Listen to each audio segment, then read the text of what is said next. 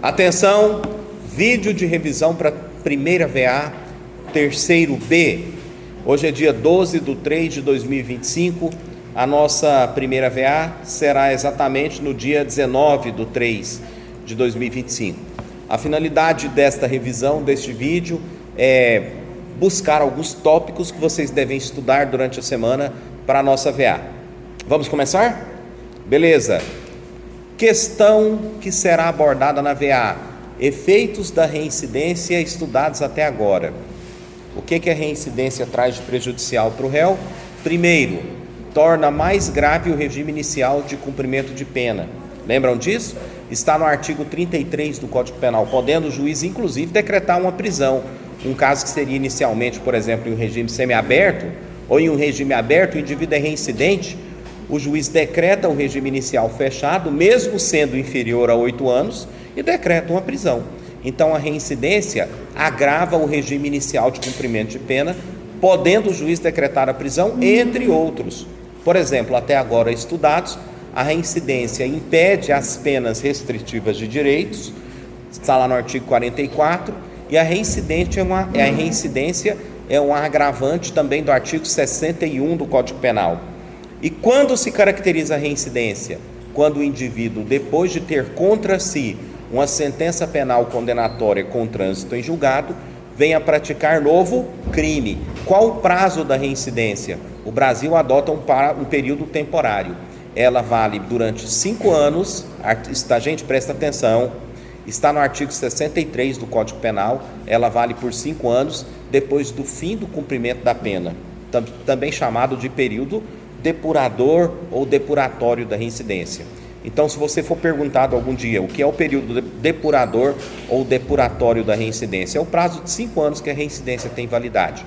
Passou esse prazo, vamos supor que o indivíduo cumpriu a pena com relação ao primeiro processo há 6, 7, 8 anos atrás, mais que 5, e ele vem a praticar um novo crime, ele é considerado tecnicamente primário. Ele já foi reincidente um dia, mas ele é considerado tecnicamente primário. Ele não é um primário puro, mas a doutrina chama ele de tecnicamente primário.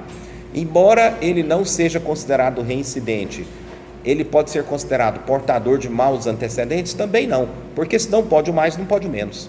Entenderam? Se não pode nem ser considerado reincidente, por que eu vou jogar isso na dosimetria da pena como maus antecedentes? A jurisprudência pacífica do Superior Tribunal de Justiça não permite. Então vejam bem que a reincidência ela tem efeitos danosos para a pessoa do condenado. Muitos acadêmicos, candidatos a concursos, candidatos ao AB só lembram do artigo 63. Caracteriza-se a reincidência quando o indivíduo tem contra si uma sentença penal condenatória com trânsito em julgado e ela tem um prazo de 5 anos depois do cumprimento da pena. O pessoal só lembra por aí, esquece que ela impede o regime inicial mais benéfico, torna ele mais gravoso, ela pode autorizar até mesmo uma prisão, ela impede a pena alternativa e ela é um agravante, entre outros, porque até terminarmos o semestre, nós ainda estudaremos vários efeitos da reincidência. Então, muito importante se lembrar esta questão. Lembrem-se bem, uma matéria que nós já vimos, e é até fácil, por isso eu coloquei na prova. Considera-se praticado o crime em que momento, gente? No momento da ação, ainda que outro seja o momento do resultado. Isso é uma questão básica, é uma questão comum, né? Muito cobrado no direito penal. Teoria da ação no que se refere ao tempo do crime, ainda que outro seja o momento do resultado. Então, suponha-se que o indivíduo com 17 anos e 11 meses de idade cometa um homicídio contra alguém, e a pessoa só vem a óbito depois que esse indivíduo completa 18 anos. Ele é imputável ou é inimputável? Inimputável. A exceção está para quais crimes? A exceção está para quais crimes? Para os crimes considerados permanentes. O que são os crimes permanentes? Aqueles cuja consumação se prolonga no tempo. Por exemplo, o crime de sequestro. Então, suponha-se que o indivíduo com 17 anos sequestre alguém, complete 18 anos, a vítima ainda está em cativeiro. Ele é imputável, porque o crime de sequestro é um crime permanente. Estudem isso aí também. Indivíduo primário, ou seja, não reincidente, condenado a pena de até 4 anos, Qual o regime inicial? Aberto. Condenado primário, ou seja, não reincidente, com condenação superior a 4 e até 8 anos, semiaberto. E acima de 8 anos, fechado. E se ele for reincidente, muda tudo, podendo ser inicial, fechado. E se o crime for hediondo e o indivíduo for primário, fechado inicial, porque todo crime hediondo inicia o cumprimento da pena em regime inicial fechado. Qual que é a grande questão que se coloca hoje em prova de OAB? Caiu na última OAB, inclusive, muita gente errou essa questão. Integral fechado, está errado. Não existe regime integralmente fechado, porque o Supremo Tribunal Federal já pacificou que o princípio da progressão ou o critério da progressão, ele tem fundamento constitucional e visa a ressocialização do indivíduo, devolvendo-o para a sociedade como cidadão de bem. Entendeu? Então a progressão de penas tem base na Constituição e não pode existir regime integralmente fechado. Mesmo que o crime seja hediondo, Adriano, mesmo que o crime seja hediondo, né? Não existe regime integralmente fechado na legislação brasileira. Então, pensem bem nisso, questão importante. Função da pena. Qual a finalidade da pena? Falei isso na primeira aula. Ressocializar o indivíduo, devolvendo-o para a sociedade como cidadão de bem. A pena, ela tem a finalidade única na punição? Punir por punir? Desculpa, gente. Punir por punir? Não, ela pune, mas ela também deve ter uma utilidade, que é a ressocialização do indivíduo. Que teoria é essa? Teoria utilitarista da pena, tá? Teoria utilitarista da pena. Pena de multa, vai cair questão na prova sobre pena de multa. A pena de multa tem por finalidade constranger o indivíduo de forma pecuniária e sendo pena para que ele não volte a praticar os crimes onde são previstas essas penas de multa. O Código Penal, normalmente, isso foi um critério de legislação. Normalmente, eu mostrei isso para vocês em sala de aula, tem previsão de pena de multa, normalmente em crimes com reflexos patrimoniais. Qual o critério para fixação da pena de multa? É o critério bifásico. Primeira fase, dias, multa, que pode variar de 10 até 360. E depois, 1/30 do salário mínimo até 5 vezes o valor do salário. E se o indivíduo não pagar a pena de multa cumulativamente aplicada, hein, gente? Além de submeter-se a uma execução fiscal porque ela é dívida de valor, lá no artigo 33 seguinte, fala que ele será transferido caso esteja no regime aberto, se não pagar a pena de multa aplicada. Está lá no 33, 34 do Código Penal, certo? Então, bastante importante esta questão também. O regime inicial de cumprimento de pena deve ser fixado de acordo com esses critérios que eu já falei para vocês. Tá? Os critérios da reincidência também estudem bastante, porque vai cair mais de uma questão sobre reincidência. A reclusão pode ter regime aberto? A detenção, fechado, semiaberto e a reclusão, que é o mais grave, falei errado. A reclusão, que é o mais grave, fechado, semiaberto e aberto. E a detenção, semiaberto e aberto, exceto se houver necessidade de transferência para regime fechado. A reclusão pode ter regime aberto? Pode, desde que o réu esteja dentro da progressão. Ele começou no semiaberto, começou no fechado, mas ele progrediu para o aberto, entendeu? O regime aberto de cumprimento de pena é um regime, lembram que eu falei isso em sala para vocês? Preparatório para a liberdade do réu. Muito importante você se lembrar disso também. Em qual prazo a pena de multa deve ser aplicada quando fixada? Deve ser paga, quando fixada. Falei isso em sala. Em quanto tempo? Hein, gente? Vai. Quem joga mais? Quem joga menos? Eu ouvi 5, 10. 10 dias a partir do trânsito em julgado. Tá? E para onde vai a pena de multa? FUNPEN. Para a conta do FUNPEN, que é uma conta vinculada ao Ministério da Justiça. A pena de multa deve ser destinada ao Fundo Penitenciário Nacional, certo? Que é o fundo do Ministério da Justiça. Regime inicial do cumprimento de pena em crimes hediondos é sempre o fechado, com o direito à progressão para o semiaberto. Gente, presta atenção.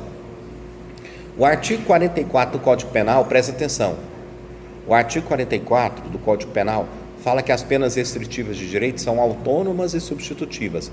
Elas são autônomas e substituem as penas privativas de liberdade. Por que autônomas? Porque elas têm um capítulo inteiro no Código Penal, artigo 44 e seguintes, que fala das restritivas. E quando aplicáveis, elas substituem as privativas de liberdade. Quais são as penas restritivas de direitos?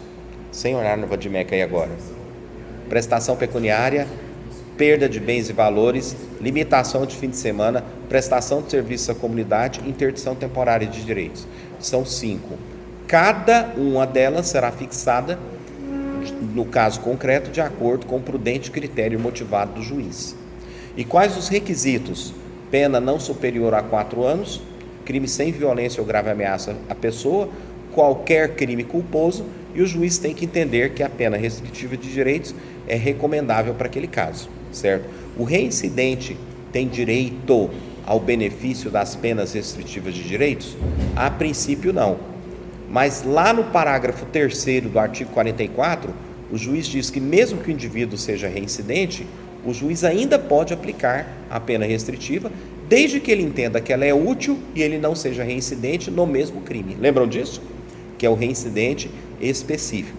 Então, lembrando disso, vocês vão assistir esse vídeo em casa novamente, mas as penas restritivas de direitos, elas são autônomas e substituem as penas privativas de liberdade quando aplicadas. Beleza, gente? Tranquilo, vai cair uma questão envolvendo isso também. Gente, se o indivíduo não paga a pena de multa, qual a consequência? Ela é considerada dívida de valor. Por que dívida de valor? Ela se submete às regras da execução da fazenda pública. E se o indivíduo não paga a prestação pecuniária, o que acontece? Restabelece-se a condenação principal. Por quê? Porque a prestação pecuniária é uma pena alternativa. Tá? A perda de bens e valores é uma pena alternativa. E a pena de multa é uma pena principal. Adriano, mas as 3 envolvem dinheiro? Sim, as 3 envolvem dinheiro. Vocês se lembram dos artigos, que eu estou falando dos artigos aqui. Mas são de naturezas diferentes. Entendeu? São de essências diferentes dentro da fundamentação do Código Penal. A pena restritiva de direitos, gente, vamos supor, o indivíduo é condenado em Brasília, se muda para Anápolis, ele pode pedir o cumprimento da pena aqui em Anápolis? Pode.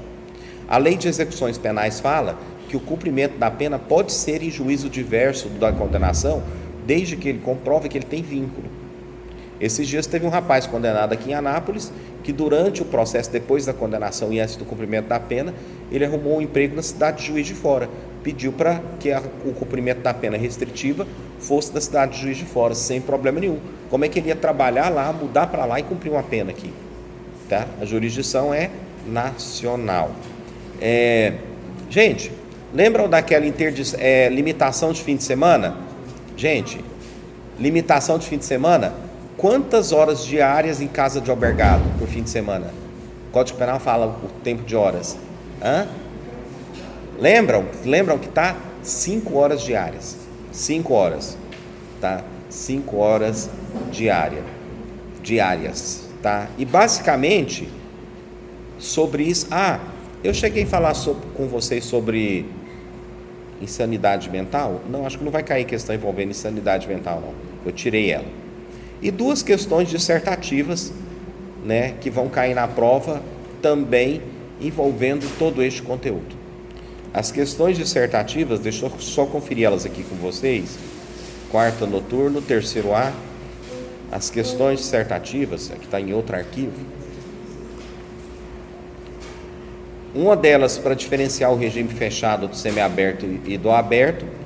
E outra, lembrem-se da dignidade da pessoa humana e penas proibidas, que a Constituição fala: morte, caráter forçado, que mais? Perpétua, banimento e cruéis. São as penas proibidas, artigo 5º, se eu não me engano, inciso 43 da Constituição. Outra questão que vai cair na prova também, gente, eu estou fazendo essa revisão aqui com vocês e olhando na prova. É uma matéria, é um ponto que foi do semestre passado, mas como vocês fizeram comigo, e eu falei isso em sala, eu posso cobrar. Se o indivíduo é imputável, aplica-se pena.